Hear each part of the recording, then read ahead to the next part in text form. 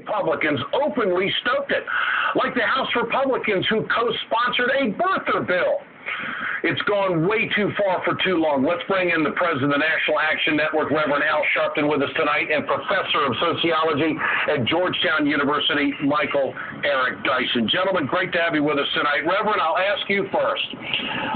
If this had been a white president, would we be seeking his birth certificate the way they have been doing this on President Obama and the workover that we've seen for 2.5 years? What do you think? Frankly, I don't believe we would. And I don't think it is just a birth certificate, though clearly that has gone way out of bounds. And the media coverage, the saturation day and night has been appalling. But now we've also gone to questioning whether or not he was qualified to go to the school he went to, even though he graduated from Harvard as the president of the Law Journal, something that you don't get other than to earn it. He graduated top of in his class, in the top circle of his class. I think that then you've got people questioning whether he is what they call a Christian. It's this whole sense of you're other than American, that too many people, African Americans clearly, but even Latinos and women in some cases, and anyone other than them, white, wealthy males, have to prove themselves worthy. It's a sense of entitlement. Prove you are one of the Americans. And I think that this is appalling and is not the kind of America that most Americans want. And I thought that was indicated in the 2008 elections. I think it's sad that we had to come back to this. And I think that the president did the right thing, but it's sad he had to do it. Professor Dyson, will America recover from this? Will we move forward from this, or will this always be here? Well, the stain of white supremacy and the legacy of bigotry remains with us. The malignant persistence of the vitriolic and vicious denunciation of Mr. Obama. Don't forget, a week ago we had a Republican official presenting a picture of Mr. Obama as a chimpanzee. So not only is this, as Reverend Al Sharpen has brilliantly expressed, a way to otherize him, to make him other than American, to make him un-American, it also questions his humanity. So skepticism about black intelligence and questions about black humanity are at the heart of what it means to be an American as well. We try to pretend that this other side is the shadow side that has been really relegated to the margins of our society, but every now and again, things like this remind us that these are major currents that trace beneath our lives together. We talk about e pluribus unum, out of many one. Many different ways, diverse understandings, divergent ethnicities and races and religions that characterize us at our best. Here is a man, Barack Obama, as brilliant as they come, as smart as any president has ever been, as articulate as any man has ever been to occupy that office, as well-trained and well-educated, and yet well-mannered, well-behaved, civil.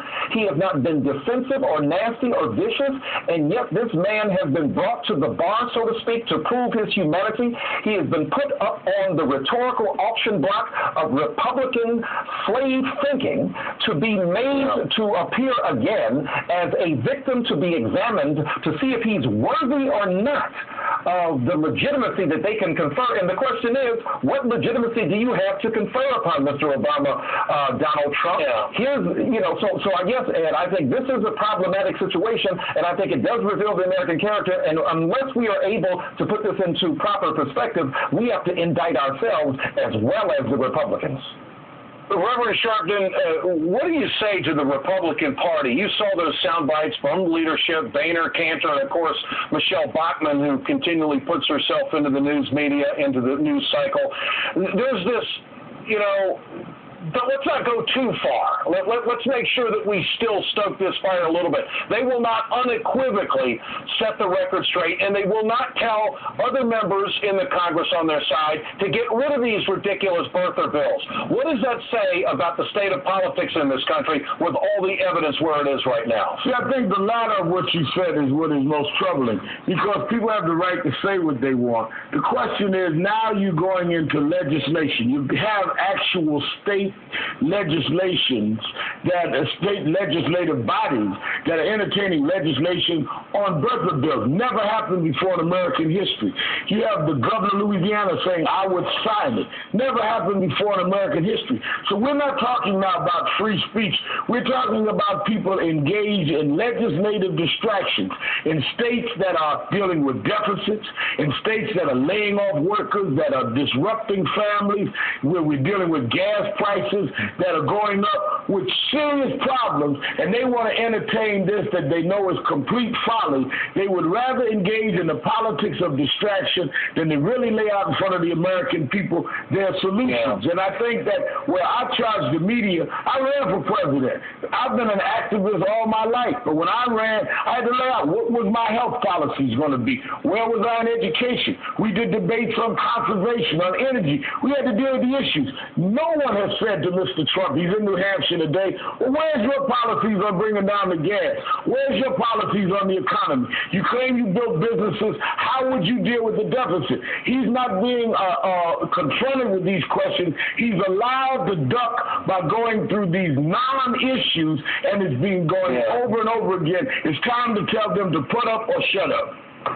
And Professor, you're on a college campus at Georgetown, shaping the next generation. What kind of an impact do you think this has on young people when they see this hatefulness unfold in the media, and compelling the president with all these falsehoods to come out and take the high road but try to redirect the focus of the country? What kind of impact do you think this is having on the 20-somethings that you deal with?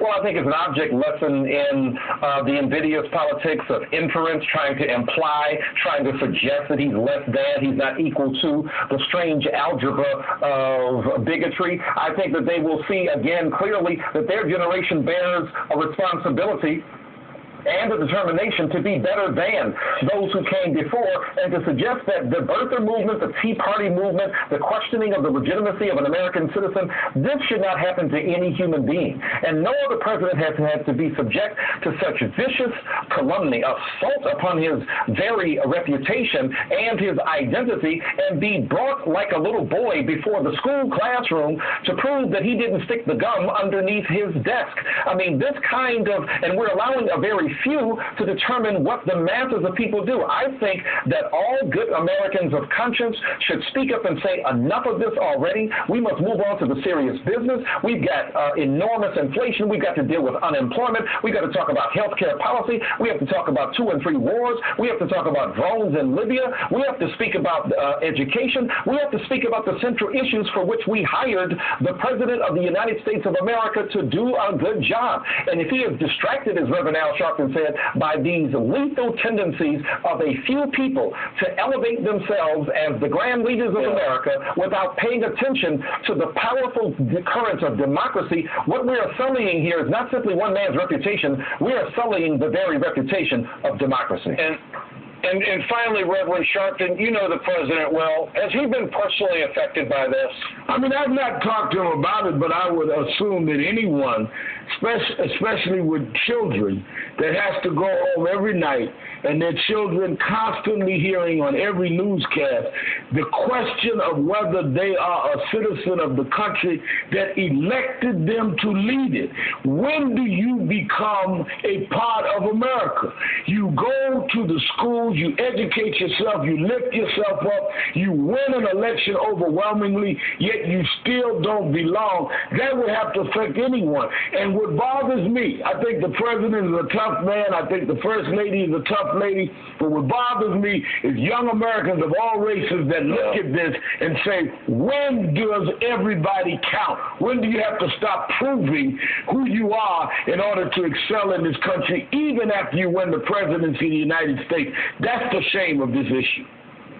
Well, gentlemen, I do believe that race is at the pit of all of this, and I think it is the dirty little secret of the Republican Party, the dirty little secret of the Republican Party. It's a sad day for America, and I hope we can move on from it. It needs to be addressed, and it needs to be spoken to, and it needs to be corrected, and I appreciate Reverend Al Sharpen, you being here tonight, along with you, Michael Eric Dyson. Thank you so much for joining us. And mainstream media